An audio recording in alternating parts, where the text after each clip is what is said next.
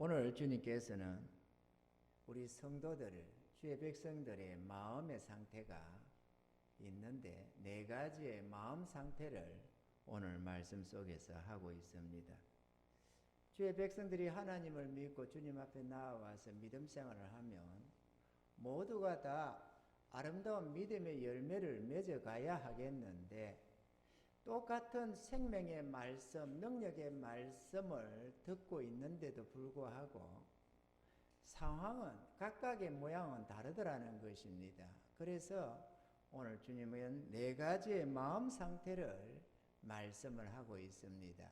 오늘 저와 여러분들이 이 말씀을 자세히 들어보면서 여러분의 마음의 상태는 어떤 상태인지를 한번 체크해 볼 수 있기를 바라고, 그래서 하나님이 원하시는 그런 아름다운 상태, 아름다운 열매 맺는 신앙이 되어서 하나님께는 영광이 되고 또 우리들에게는 생명의 은혜가 넘쳐나는 그런 축복의 시간이 되기를 바랍니다.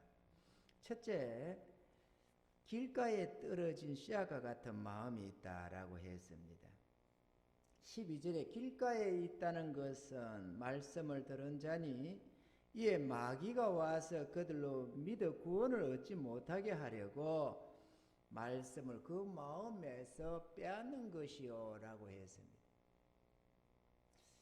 우리가 이 세상을 살아가면서 그렇게 머리 나쁜 사람들도 아니고, 특히나 우리 한국인들은 세계 속에서 1등 국민이라고 할 정도로 최고로 IQ가 좋은 나라라고 합니다. 뭐 이스라엘이 최고로 좋다 하지만 한국이 제일로 뛰어나다, 그렇게 말을 하고 있습니다. 그 정도로 머리가 좋은데 이상하게도 교회에 나와서 말씀을 한 번, 두 번 듣는 것이 아닌데, 그런데도 돌아가서 가만히 생각하면 하나님의 말씀이 하도 생각나는 게 없어져요. 세상 얘기는 들으면 한 달도 가고 몇 달도 가고 몇 년 뒤에도 그 사람이 무슨 말을 한 게 생각이 납니다. 그런데 신기하게도 하나님 말씀은 돌아가면 잊어버린다는 겁니다. 교회 떠나면 잊어버리게 되고, 몇 년을 신앙생활을 했다고 혹은 몇십 년을 신앙생활을 했다고 하는데도 한 말씀도 생각나는 게 없는 경우가 많이 있습니다. 그 왜 그러느냐? 그건 우리의 기억의 문제가 아니고 사단이가 우리 마음에 떨어진 그 말씀이 결실이 되지 않도록 하기 위해서 가져가 버린다는 것입니다. 마치 길바닥에 떨어진 씨앗처럼 눈에 드러나니까 새들이 오며 가며 그를 다 쫓아 먹어버리는 것처럼 우리 마음에 떨어진 하나님 말씀을 빼앗아가 버린다는 겁니다.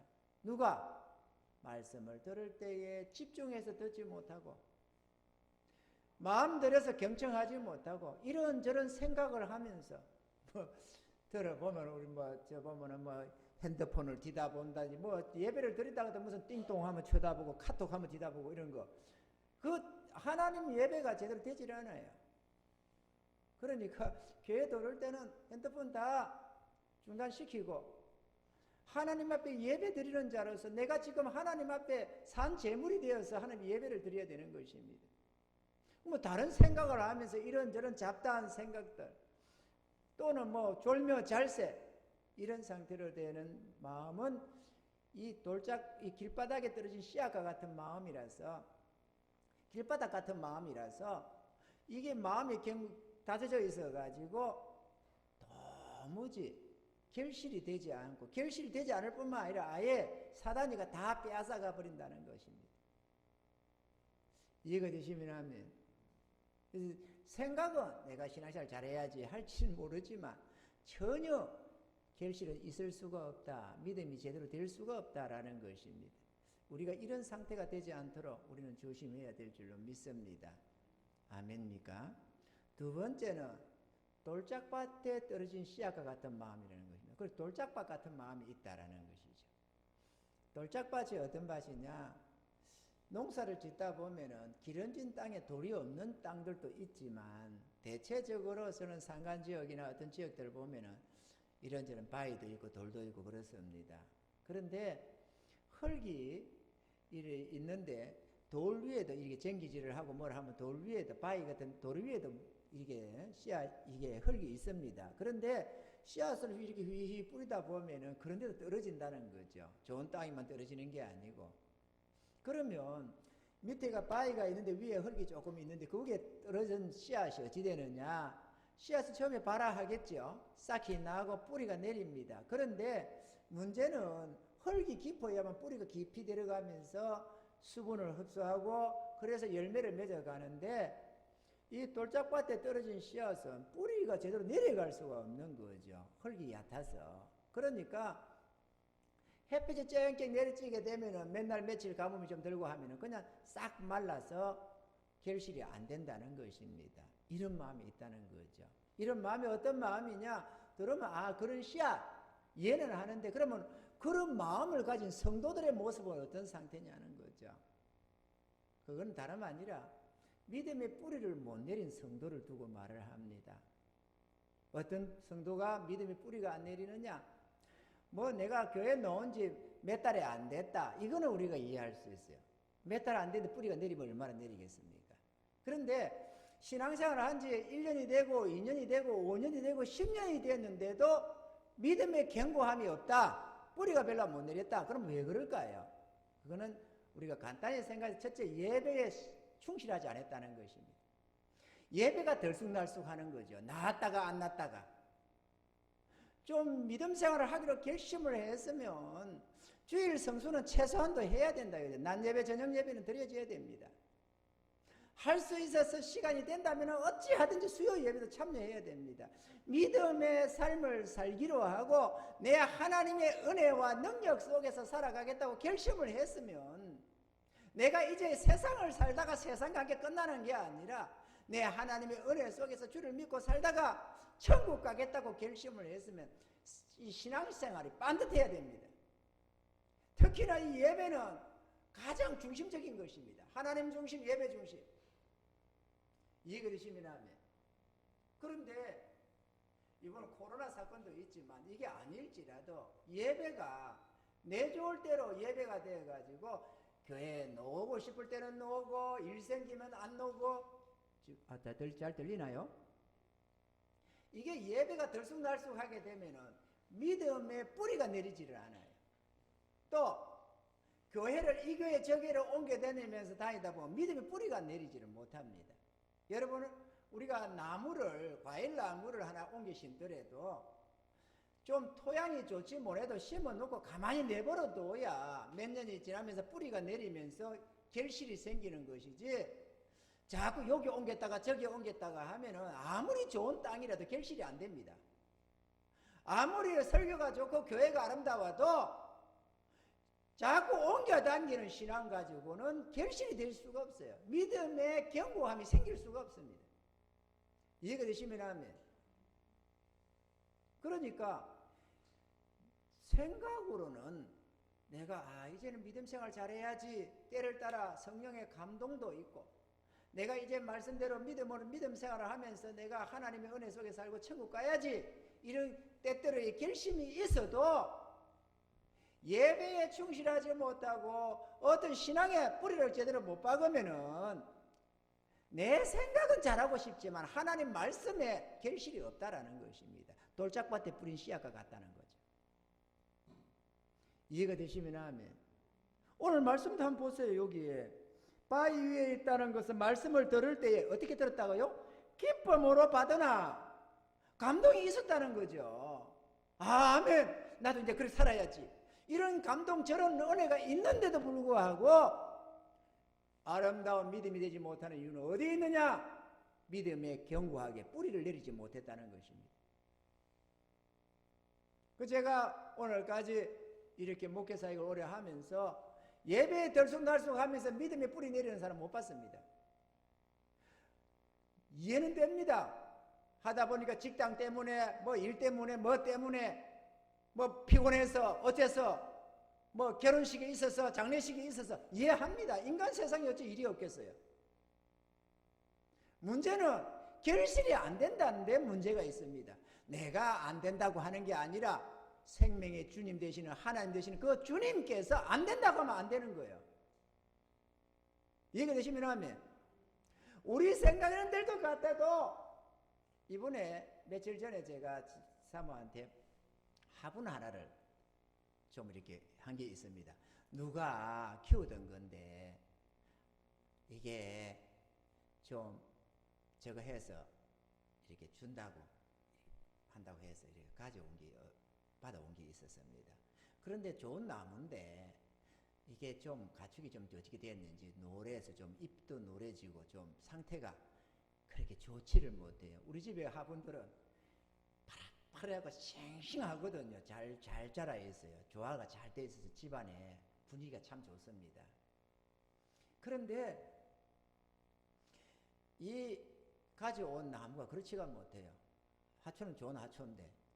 그래서 집으로 가져와서 내가 하루 이틀 뒤에 사모보고 그랬습니다. 여보, 저 나무에 좀 이렇게 영양제 좀 주지요? 보약 한 첩 좀 줬어요? 내가 이렇게 물었습니다. 그랬더니만은 사모가 뭐라고 하는지 아십니까? 지금 주면 안 된대요. 왜냐? 지금 환경이 바뀌었대요. 그 집하고 요 집하고 환경이 바꿔졌기 때문에 환경이 바뀌었는데 지금 이렇게 영양제 투입하면 별로 좋지가 못하다는 겁니다. 좀 며칠 더 가지고 이게 이 환경에 적응을 시키고 해야 된다는 거예요. 아니 나무가 뿌리를 뽑아온 것도 아니고 화분채로 가져왔습니다. 그런데도 그 집 환경, 요 집 환경이 다르다고 영양제를 좀 더 이따가 줘야 된대요. 뭐 화분에 정통한 사람은 아니겠지만은 그래도 신경 써서 이거 화초를 좀 돌보고 있거든요. 그러면 나무도 그래 사람이 이거에 저기를 옮긴다든지 이 잎에 저기를 빠진다든지 하면은 그게 뿌리가 제대로 내리겠느냐고 생각해 보세요. 아무리 좋은 말씀이 되기로서니 그게 은혜가 되겠느냐고.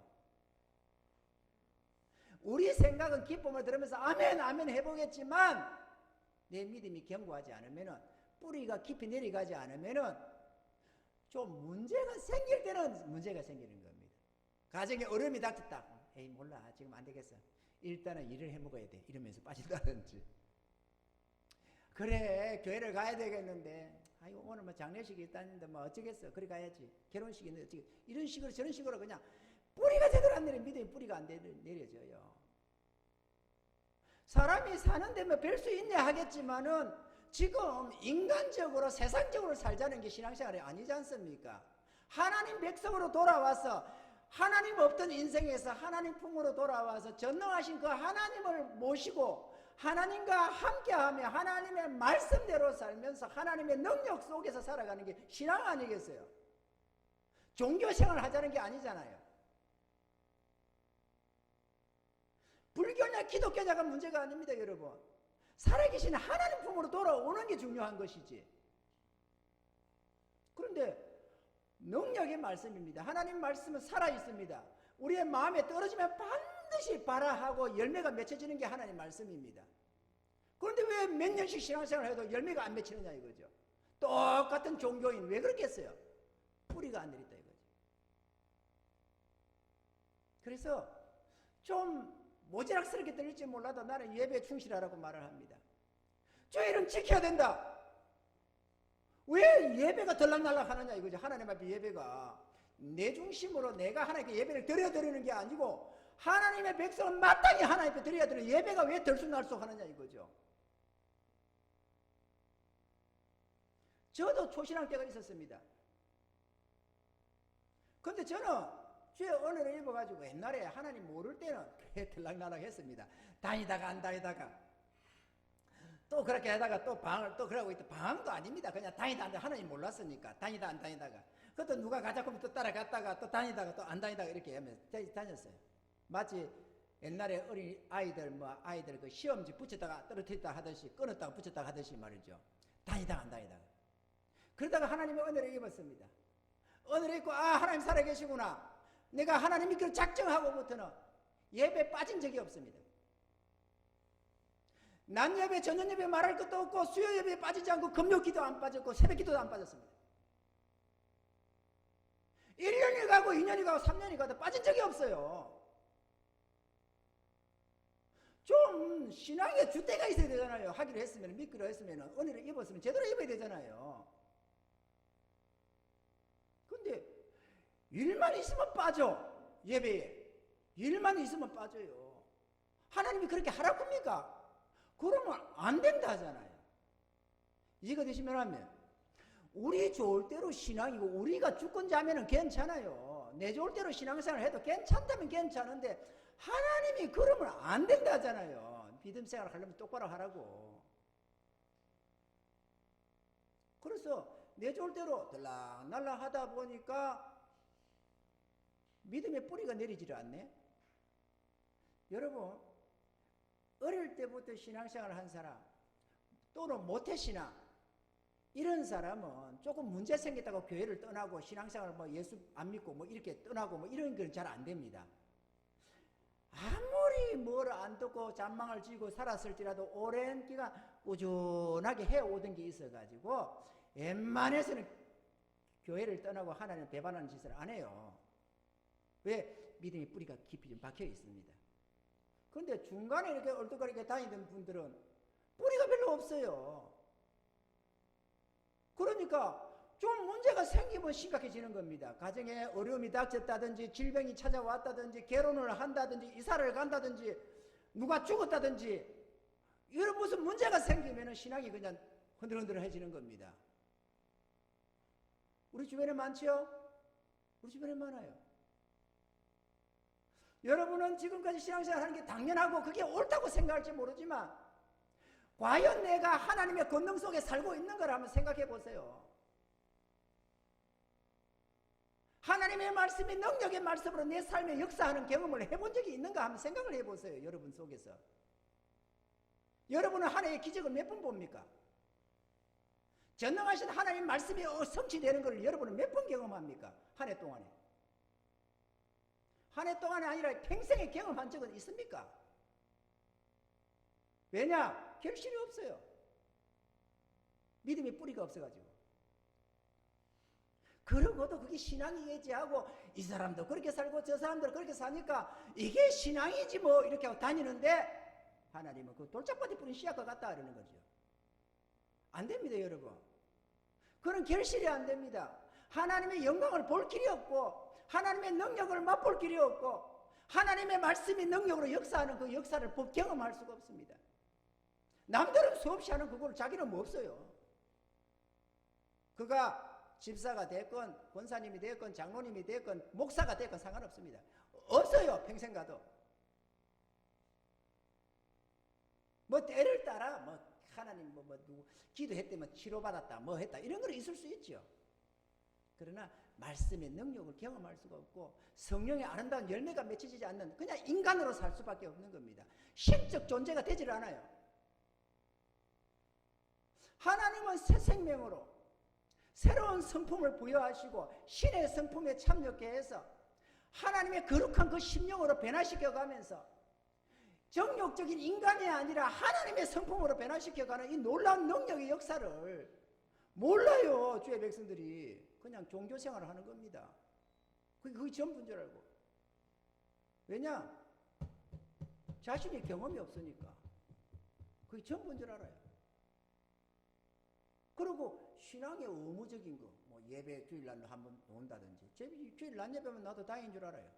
그건 놓는다든지, 뭐 11조 드리면 잘하는 거고, 기본 이거 행태를 딱 갖춰가지고 여기까지가 아닙니다, 여러분. 여러분이 주인이 아닌데 왜 여러분이 우리가 스스로 결정을 내려가 여기까지? 내가 그날 그렇게 정할 자격이 있나요? 우리는 종놈들인데. 주인이 따로 있고 하나님이 따로 계신데 예배를 받으시는 하나님이 정해주시는 규율이 있는데 하나님의 법도를 떠나서 내가 내 마음대로 여기까지. 그게 신앙이냐고, 그죠? 신앙이 될 수가 없어요. 오늘 이 타락한 시대는 그게 신앙이라고 하겠지만 하나님은 신앙을 안 봐요. 우상숭배라고 합니다. 내 좋을 대로의 신앙. 그 누구는 이러더라. 그래, 내가 복음이라고. 내가 복음으로 내가 쓰는 거예요, 성경을. 안 통합니다, 여러분. 이해가 되시면 하면 우리가 잘못된 신앙이라면 책망을 좀 듣고 돌이켜야 됩니다. 하나님 말씀을 욕으로 들어가지고 기분 나쁘다고 옥상에 할 게 아니고 내 자존심 상한다고 언짢아 게 아니고 하나님 앞에 자존심이 어디 있습니까? 회개하고 돌이켜야죠. 안 되면 눈물을 흘려서라도 통에 자복해야지 언짢아 할 이유가 아니에요. 그래서 저는 그럽니다. 신앙을 지키라. 예배를 드려야 된다. 예배에 반듯해야 된다. 하나님 앞에 첫째가 예배 아니냐. 하나님 앞에 무슨 개모임도 아니고 목사 보러 오는 것도 아니고 우리끼리 모이는 개도 아니잖아요. 하나님 앞에 예배 드리는 것 아닙니까? 하나님 백성이 대해서. 근데 가고 싶으면 가고 말고 싶으면 말고 그게 왜 말이냐 이거죠.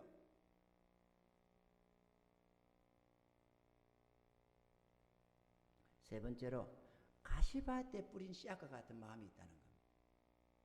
씨앗은 하나님 말씀인데 가시밭 같은 마음이 있다는 거예요. 돌짝 같은 마음이 있고. 그럼 가시밭은 어떤 마음을 가시밭이라고 하느냐? 우리 마음에 오늘 보면 생활의 염려. 여러분 생활 염려 많이 하시죠? 코로나 때문에 직장이 어떻다, 사업체가 어떻다, 뭘 먹었지, 뭘 마시지, 뭘 입지, 애들 공부는 어떻게 시키지, 노후 대책은 어떻게 하지, 빚이 있는데 빚은 어떻게 갚지, 이자는 어떻게 막지, 고민하는 거 있잖아요, 우리가. 모든 생각이 거기 가 있어. 이거 어떡하지? 아, 이번 돌아온 저거는, 또 빚이 없으면 또 돈 버는 거. 내가 얼마를 저축해서 어떻게 사업을 하고 어떻게 돼서 성공을 해야 되겠는데 이런 생각이 집중되어 있는 겁니다. 생각이 거기 가 있어요. 내 구원도 아니고 천국도 아니고 이 땅에서 잘 먹고 잘 사는 거기에 집중되어 있는 거야. 그게 생활의 염려라는 겁니다. 그러면 어떻게 되느냐? 이 기운이 너무 세가지고 여러분 속에 지금 떨어지는 이 말씀이 능력이 되지 않는 겁니다. 하나님 말씀이 내 마음에 떨어지면 내가 그 말씀을 붙들고 그 말씀이 내 안에서 역사할 수 있도록 내가 그 말씀을 다시 곱씹어가면서 생각해가면서 그 말씀 나르쳐서 복종해가면서 가야 되는데 생각이 먹고 사는 이 문제로 집중되어 있으니까 어떻게 살지, 뭘 먹고 살지 이런 생각이 가 있다 보니까 이 말씀이 가라지와 엉겅퀴 같이 기운이 성해가지고 이 우리의 생각이 기운이 성해가지고 하나님 말씀이 능력이 되지 않는 거예요. 그래서 잡초 속에 씨앗 뿌리면은 싹이 나기는 하겠지만 열매가 안 맺히는 것처럼 그럼 여러분의 마음, 우리들의 마음 속에는 아무리 하나님 말씀이 이 장목사가 전하는 게 아니라 예수님이 전해도 소용없어요. 그 마음을 가지고서는. 그럼 이렇게 말할 수 있어요. 아니 목사님, 그런데 아니 그래도 돈을 벌어야 먹고 살고 돈이 있어야 되잖아요. 빚이 있는데 어떻게 해요? 그러면 노후 대책을 어떻게 해요? 자식은 어떻게 키워요? 뭐 이런 식으로. 그래서 어쩔 수 없이 생활에 염려할 수밖에 없다. 누가 대신해 줄 것도 아니고 이렇게 말을 하겠지만 하나님은 그걸 모르느냐 그거죠. 하나님은 대책도 없이 우리 보고 고민하지 말라고 합니까? 걱정하지 말라고 합니까? 그래 하나님이 이렇게 말합니다. 사방 하루길에 내가 만나러 내리겠다. 걱정하지 마라. 너는 내 말을 믿고 나와라. 공중에 나는 새 봤냐? 그게 농사 짓더냐? 더럽힌 백합화가 뭐가 옷을 짜 있더냐? 나 여호와 하나님이 입히고 먹인다. 하물며 너희일까 보냐? 믿음이 적은 자들아. 이렇게 하나님이 책망하는 겁니다. 하나님이 책임도 안 지면서 우리 보고 이렇게 저렇게 하라 그러냐고. 저도 옛날에 이런 생각을 한 적이 있습니다.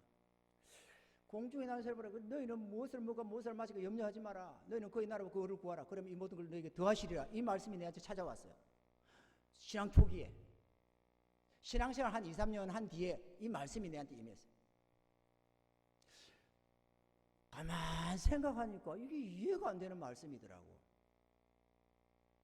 아니 무엇을 먹고 무엇을 마시고 염려하지 말라고? 하나님이 책임진다고? 너희는 그의 나라와 그 의를 구하라. 그러면 이 모든 걸 더해준다? 하나님이 다시 말씀 내 먹고 마심을 다 책임진다 그 말 아니냐. 그런데 이게 이해가 안 가는 겁니다. 아니 상식적으로 우리가 내가 이래서 먹고 살지 하늘에 하나님이 손이 있냐 발이 있냐 어떻게 준다는 거야. 이해가 안 되는 거예요 나는. 그냥 흘려 듣지 말고 여러분 말씀을 그냥 앵맹 그대로 한번 들어봐봐요. 하나님이 진짜 주느냐고, 먹고 마시는 거를. 그걸 신앙생활 하는 게 밥이 나와 죽이 나와 그 소리 하잖아요. 돈 노느냐고. 많은 사람들이 먹고 살만할 때 신앙생활 하는 거지. 어렵게 힘들어 벌어먹고 하루 벌어 사는 사람이 신앙생활이 옛 말이냐? 교회 가면 밥이 나와 떡이 나와 그런 소리 하는 거 있잖아요. 있어요. 그런데 하나님은 밥이 나와 떡이 나와가 아니라 너의 생활의 필요를 내가 책임진다. 걱정 마라. 하나님이 말을 하는 겁니다. 그럼 믿으려면 제대로 믿든지 아니면 테스트를 해보든지 그래야지. 믿는 것도 아니고 테스트도 안 해보고 그냥 그러니 하고 그냥 흘려버려버리면은 하나님 말씀에 대한 불신 아닙니까? 그러면서도 하나님 믿는다고 하고 주님 사랑한다고 하고. 우리 하나님이 우리에게 이렇게 말해요. 너희가 하나님처럼 팔이 있느냐? 우리 보고 팔이 있느냐? 하나님의 전능하신 그 손길. 우리는 육체가 없는 하나님이셔서 손이 없다고 생각하는데 하나님은 오히려 우리 보고 네 팔이 그런 팔이 있느냐고, 하나님같이 팔이 있느냐고 그래요. 저도 이거 하나님이 먹인다는 게 말이 되냐? 왜냐하면 그때 워낙 저희 가정이 어려웠거든요. 우리 결혼 초기에 어려워서 가정이 어려워가지고 막 살림살이 행편무화지경이었고 떼거리가 없었어요. 어려웠어요. 쌀 한 포대에서 사다 놓을 처지가 못 되는 그런 상황도 있었습니다. 너무 어려운 상황에서 수시로 돈이 떨어지고 떼거리가 떨어져가지고 이거 어떡하지 하고 있는 상황인데 하나님이 너희는 그의 나라로 그거를 구하라. 그럼 내가 책임진다 그러는 거죠. 그 제가 고민을 했지 않겠어요? 어찌해야 되느냐 이거. 그런데 가만히 생각하니까 하나님 말씀은 진리라는데 하나님이 거짓말 칠 것 같지는 않아. 일단 내가 믿어봐야 될 것 같아. 안 믿고 그냥 에이 그런 게 어디 있어 이러면 안 되잖아요. 저는 정직한 사람입니다. 제 나름대로. 그러니까 내가 앞으로 그때 신학교 막 다니고 있는 중이었거든요. 내가 앞으로 목사가 될 텐데 내가 믿지 못하는 걸 진리랍시고 말을 하면 안 되지 않냐. 그래 내가 먼저 믿어봐야 되겠다. 도무지 상식선에서 반맞는 역사 속에서 하나님이 먹인다는 걸 들어본 적이 없는데 내가 먼저 그러나 확인을 해봐야 되겠다. 그럼 내가 확인해가지고 진짜 하나님 먹이는지 입히는지 내가 확인을 하고 난 다음에 전하든지 말든지 해야지. 내가 알지도 못하고 해보지도 않은 거를 진리랍시고 공중에 나는 새를 보라 들에 핀 백합화를 보라 이러면은 내가 사기꾼밖에 더 되겠냐. 그래서 나부터 믿어보기를 작정했습니다. 결론적으로 전능하신 이야기 단 한 끼도 굶긴 적이 없지.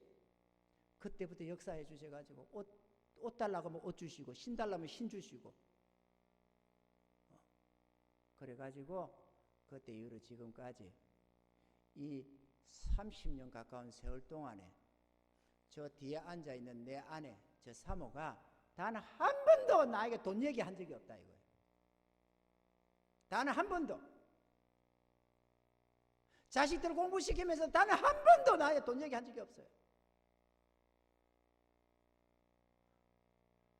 지금 집에 돈이 어떻게 돼요? 지금 형편이 어떻게 돼요? 그러면 목사님 사역 하세요. 목사님 하시면 내가 알아서 할게요.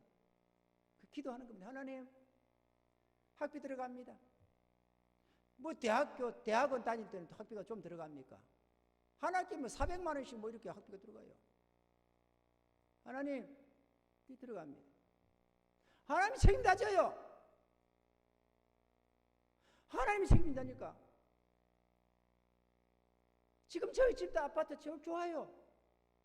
저 한신의 아파트 좋아요. 한신이 잘 지어진 데다가 그 중에서도 우리 집은 진짜 경치도 좋고 좋아요. 정말 좋아요. 지금 한 2년 반, 3년 가까이 되어가는 속에서 집에 하자를 한 번 본 적이 없어요. 정말 좋습니다. 그런데 저 집 하나님이 주셔서 온 겁니다. 내가 그때 말하지만 내가 능력이 있어서 산 게 아니고 하나님이 사라고 새 집 가지라고 말씀 주셔서 내가 감사하면서 눈물 흘리면서 저 감사해서 계약한 겁니다. 그리고 하나님이 책임 다 져줬어요. 내가 살 수 있는 처지가 전혀 아니었어요. 나는 어디 바늘새라도 어디 들어가야 되나 어쩌나 이런 생각했어요. 하나님이 전능하셔요. 왜 안 믿고 자꾸 그렇게 불신을 하느냐고. 해보지도 않고. 왜 하나님을 거짓말쟁이로 만들려고 하느냐고. 예수 믿는다면서. 자기 하나님 능력의 하나님을 모시고 살면서도 능력을 맛보지 못하고 살면 그 얼마나 비참한 신앙생활이냐고요. 오늘 한국 교회 봐봐요. 이 꼬라지를. 믿음이 제대로 된 사람들도 몇 명 있겠지만 대다수가 행팽이 무아지경입니다. 완전 우상숭배들이요. 믿는다고 하면서도 내 돈 벌어야 된다고 먹고 돈으로 먹고 사는 줄 알고 돈 하면서 돈이 우상이야. 하나님 우상이 아니고 하나님으로 사는 게 아니라 돈으로 살아. 안 그렇습니다. 여러분. 전능자가 살아계십니다. 좀 염려를 주님께 좀 맡겨봐요. 주님도 그러잖아요. 네 모든 염려를 주께 맡겨버리라. 주님이 권고하신다고. 맡겨버리죠. 염려를. 생활이 필요한 거 누가 몰라요? 우리를 지으신 이가 모르겠어요? 전능자가 모르겠습니까? 우리의 안고 일어섬을 다 알고 우리의 필요를 다 아시는 그분이 모르고 있냐고. 다 알아요. 다 아는데 그 주님께서 네 모든 염려를 주께 맡겨버리라. 이런 주께서 너희를 권고하신다. 좀 맡기면 좋은데 뭘 먹을까 뭘 마실까 고민해가면서 어떡하지? 때거리 걱정, 빚 걱정, 이자 걱정, 학비 걱정, 생활비 걱정, 별걸 걱정 다 해요. 주의 백성이. 이방인들처럼. 하나님 없는 이방인들이야 자기 노력으로 먹고 사니까 그렇지만 하나님 섬기는 주의 백성들이 왜 그렇게 사느냐고.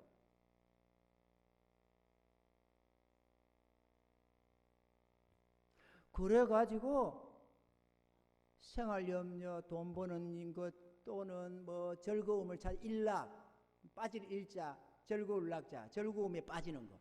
뭐 어디가 맛있는 거 있다더라, 어디 여행지 가면은 뭐가 좋다더라, 뭐 봄 되면은 봄에 꽃놀이, 여름 되면은 뭐 바캉스, 가을 되면 단풍놀이, 별의별 걸 다 찾아. 이렇게 인생의 즐거움을 쫓아가면은 결실이 안 된대요. 여러분의 마음은 나 신앙생활 똑바로 해야지. 그거는 여러분의 작심삼일이고 내가 이런저런 즐거움을 쫓고 먹고 사는 걸 고민하고 이래가지고는 내 심령이 안연히 처해서 하나님을 바라볼 수가 없어요. 하나님 말씀에 귀를 기울일 수가 없어요. 돌아가면 잊어버리고 결실이 안 돼요. 여러분의 마음이 악해서도 아니고 여러분의 마음이 특별히 누구보다 나빠서가 아니라 여러분이 그런 자세를 가지고 있는 동안에는 열매를 결실을 있을 수가 없다는 것입니다. 깨닫고 돌아서는 은혜가 있기를 바랍니다.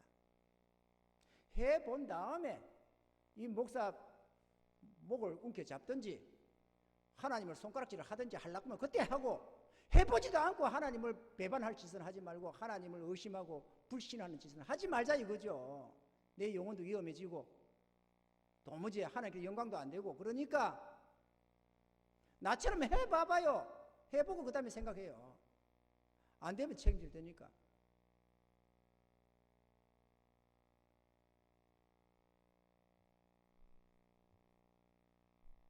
우리 교회는 기적이 일어나는 교회입니다. 수없이 일어납니다. 한 달에도 수없이 일어납니다. 없는 걸 하자는 게 아니고 우리끼리 할 수 있는 걸 하자는 게 아닙니다. 내가 하나님 앞에 믿음 지켜나가면 하나님께서 모든 나머지를 책임져 줘요. 가정에도 교회도 다.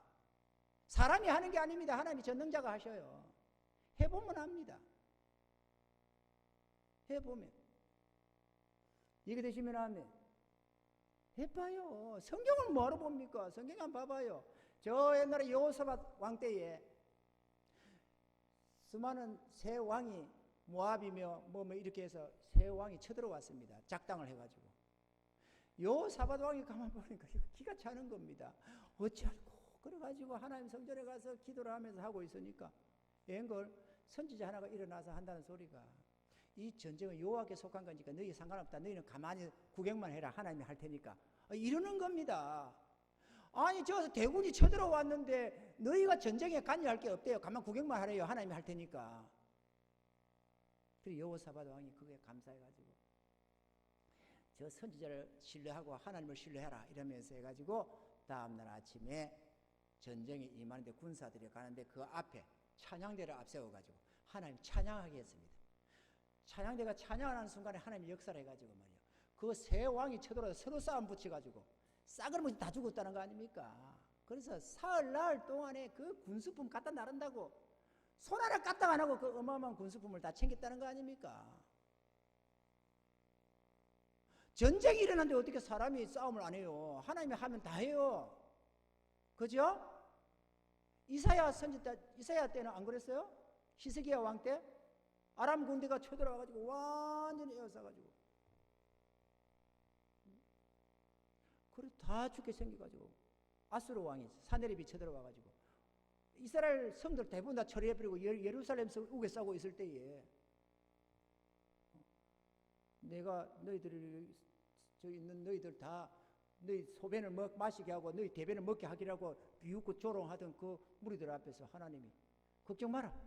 저들이 한 살도 너에게 쏘지 못하고 방패단을 세우지 못하고 내가 오던 길 쫓아 돌을 보내서 저 죽게 할 거다. 이러더니만은 하나님이 그대로 역사를 하셔가지고 하룻밤새 18만 5천이 용사들이 죽어버리고 큰 소리 빵빵 치던 아수르 왕 사네립이 얼굴이 뜨뜻해가지고 돌아가서 자기 신당에서 제사드리다가 홀랑 죽었잖아요. 자식한테 목을 쳐서 죽었죠.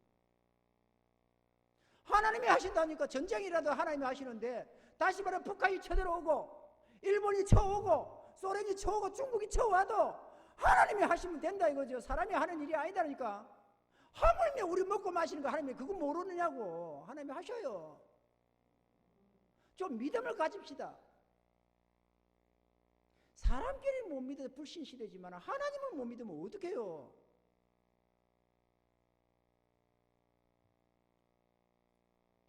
이런 착하고 좋은 마음을 이렇게 가시밭에 들인 씨앗은 안 된다.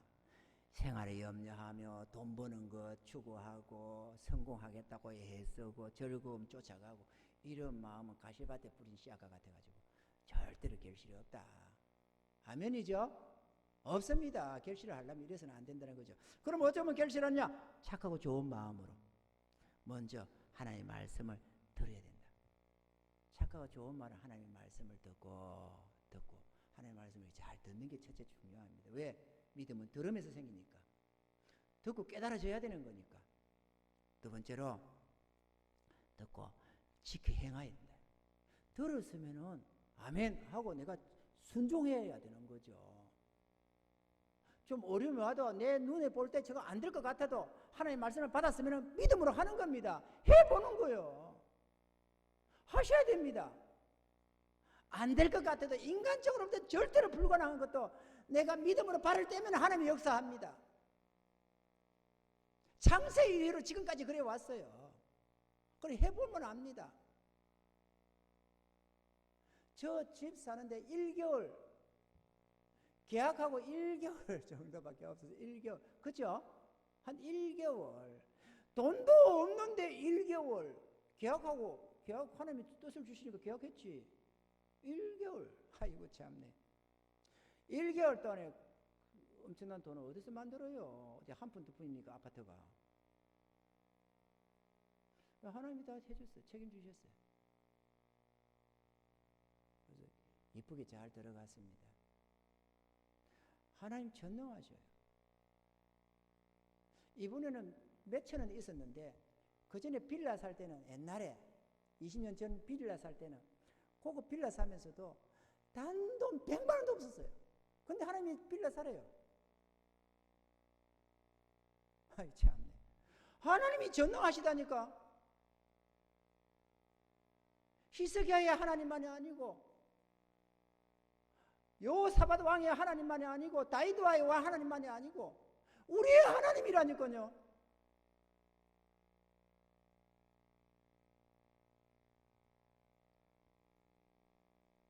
이렇게 주의 말씀을 듣고 지켜 행하면서 인내하며 왜 인내가 필요하냐? 이게 하루아침에 끝나는 게 아니에요. 좀 인내 속에서 견뎌줘야 됩니다. 한번 생각해봐요. 나무를 심었는데 당장 열매 맺는 나무가 어디 있습니까? 좀 인내로 하나님 말씀이 뿌리가 내리고 하나님 말씀에 싹이 나고 꽃이 피고 열매가 맺을 수 있도록 내가 인내를 좀 해줘야지. 졸갑을 떨면은 그게 뭐가 되겠어요? 내가 한 번 순종했다고 안 된다고 하면 에이 몰라 이라고 그럼 되겠느냐고. 좀 인내 속에서 버텨줘야 하나님께서 섭리 속에서 나를 다듬어 주시면서 뿌리 내리게 하면서 아름다운 열매가 맺히는 거 아니겠어요? 누가 처음부터 좋은 신앙이 어디 있겠어요?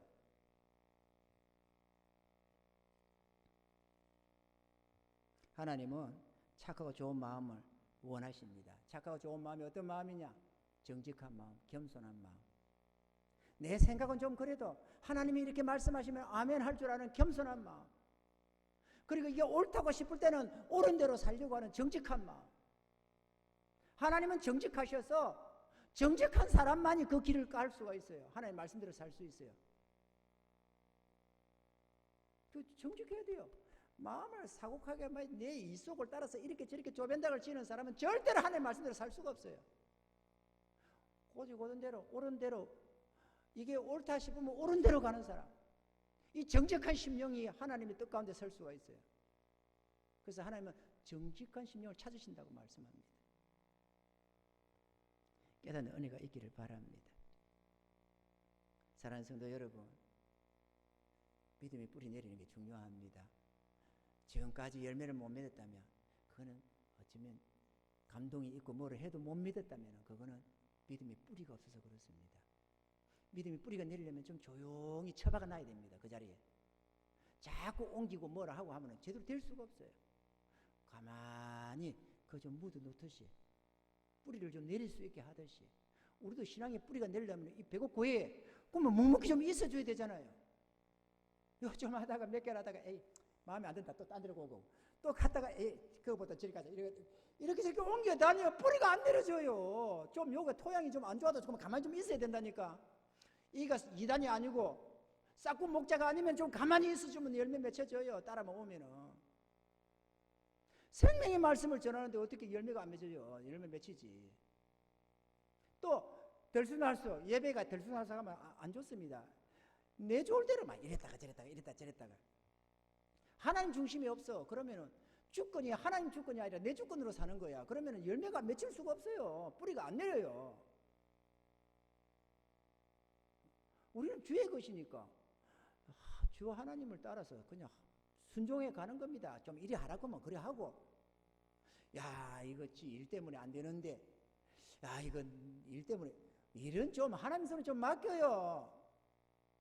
하나님 내일 주일인데요. 나 가야 되는데 일이 있어가지고요. 지금 이 상황이 생겼습니다. 문제가 꼬였습니다. 어떡할까요? 그런데 주일은 지켜야 되니까 내가 일단 주님 뜻대로 가겠습니다. 그런데 내 문제는 주님 좀 해결 좀 해주세요. 내가 직장인이면은 주님 내가 이 직장 안 가면 잘못하면 잘릴 것 같은데 그런데 요즘에 이 시대에 직장 잘리면 마땅한 직장도 없습니다. 주님 아시잖아요. 그러니 내일 예배는 못 가겠습니다. 이러지 말고 그러니 하나님이 책임져 주세요. 난 어쨌든 주의 말씀대로 나는 예배 갑니다. 좀 가봐봐요. 하나님이 어떻게 역사하는지를. 그래가지고 잘리면은 내가 괜히 그 말 들었지. 그러지 말고 좀 기다려봐요. 하나님이 더 좋은 데로 인도해 줄 테니까. 복을 주려니까 잘리게 하는 거요. 복을 주려니까 망하게 하는 거고. 좀 망할 때는 망해야 되고 잘릴 때는 잘려야 좋은 게 있을 것 아니겠어요? 할렐루야. 하나님 좀 믿으세요. 좀 하나님은 의지할 우리 하나님이십니다. 전능하신 하나님이십니다. 전능하신 하나님.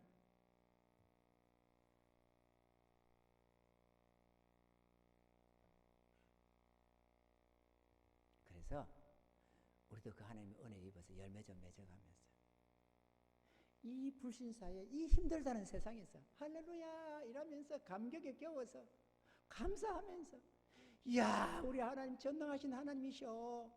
야 우리 하나님 정말로 사랑의 하나님이셔. 우리 하나님은 정말 고아의 아버지시고 가부의 남편이셔. 나 같은 존재를 이처럼 지켜주시고 보호하시는 하나님 정말 감사합니다. 좀 이러면서 영광 돌리며 살아야 되지 않겠어요? 그게 신앙의 즐거움 아닙니까? 할렐루야. 내 능력으로 살지 말고 좀 하나님 능력으로 삽시다. 우리 인간의 능력 별 것 없어요. 하나님 능력이 최고지. 우리 하나님의 능력 정말로 기적 같은 하나님의 능력입니다. 저도 좀 머리를 굴리는 사람이고요. 저도 사업가가 되고 싶었다 그러잖아요. 항상 사업가가 되겠다고 얼마나 몸부림쳤는지 모릅니다. 그런데 수없이 경험하는 바지만은 우리는 땅에 있고 하나님은 하늘의 하나님이십니다. 땅이 하늘이 땅보다 높음처럼 하나님의 지혜와 능력이 무궁무진합니다. 감히 인간이 상상이 안 되죠요. 전능자가 이거 도대체 어떻게 하려고 그러나? 제가요 수시로 느끼는 거지만 이분의 일을 어떻게 처리를 하지? 아무리 이 돌박을 굴려도 길이 없어요. 막을 길이 없어. 도대체 해결될 길이 없어요. 그러면 해결이 안 되느냐? 항상 됩니다. 하나님 전능자가 해냅니다. 신기하게도 기적처럼 역사를 합니다. 그 은혜 한번 맛봐봐요. 맛봐보면 압니다. 그래서 좀 찬양 좀 하시고 제발 먹고 산다고 교회 못 넣는다는 소리 좀 하지 말고 일이 있어서 예배 빠진다는 소리 좀 하지 말고 좀 하나님 중심으로 좀 살아봐봐요. 그래서 하나님 능력을 잊고 한번 당당하게 한번 인생 한번 살아봐봐요. 얼마나 행복하고 평안하고 얼마나 기적의 하나님 맛보는지 하나님이 얼마나 좋으신 분인지 한번 맛봐보시라고. 그래, 안 믿는 이 세상에 아니다 하나님 살아계시다. 전능하신 하나님이 계시다. 인생이 이렇게 허망하게스럽게 먹고 산다고 몸부림치다 죽을 존재들이 아니다. 하나님 은혜 있고 능력이 있고 이 땅에서도 참된 평안과 행복을 맛보면서 이 기적과 이적의 하나님의 능력을 맛보면서 살다가 천국 가진다.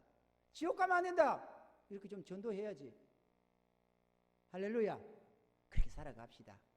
그렇게 살라고 오늘 이 말씀 주시는 거 아니겠어요?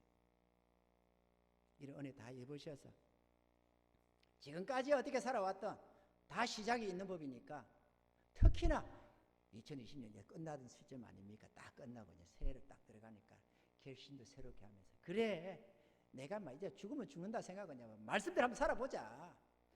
이렇게 말 듣느니 차라리 내가 순종해서 한번 망할 때는 망하더라도 죽을 때는 죽더라도 한번 해보자. 이렇게 하면 해봐봐요. 절대로 안 죽는다니까.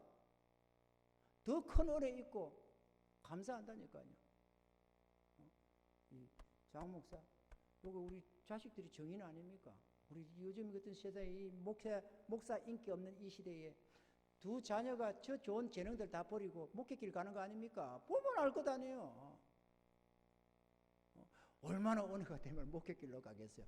두 자녀가 사업길 안 가고 성공길 안 가고. 아멘이죠? 이 하나님의 은혜를 맛보면서 항상 오다 보니까 말이죠. 전능하신 하나님, 이게 최고 태소이다 해가지고 그 여기저기 붙잡는 거 다 부딪혀가면서 목회길 가는 거 아니에요. 내가 이렇게 할 때 내 입에 거짓이 있으면 가까운 사람들, 아는 사람들이 우리 성도들, 일꾼들은 20수년씩 지금 같이 사역하고 있습니다. 같이 섬기고 있습니다. 우리 장로님 같은 경우 30년 가까이 지금 되고 있어요. 20한 5, 6년 됐습니까? 7, 8년, 6, 7년 됐습니까? 그러고 있어요. 그럼 모르겠어요. 지금 내가 거짓말 치고 있는지 혹은 뻥을 치고 있는지 진짜인지 모르겠어요. 다 알지.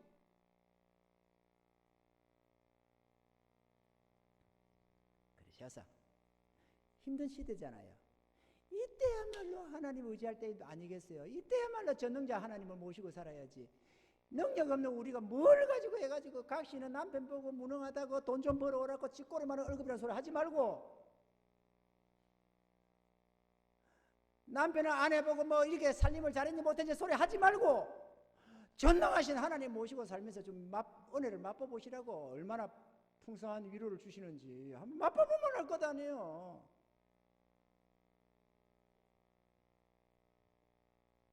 그래서 감사하면서 주의 부요함도 맛보고 평안함도 누리고 이 세상을 사는 게 아니라 천국을 사는 것 같은 이 행복을 한번 맛봐봐요. 그러면 자랑이 노는지 안 노는지. 이런 은혜가 다 있기를 지금 축원합니다.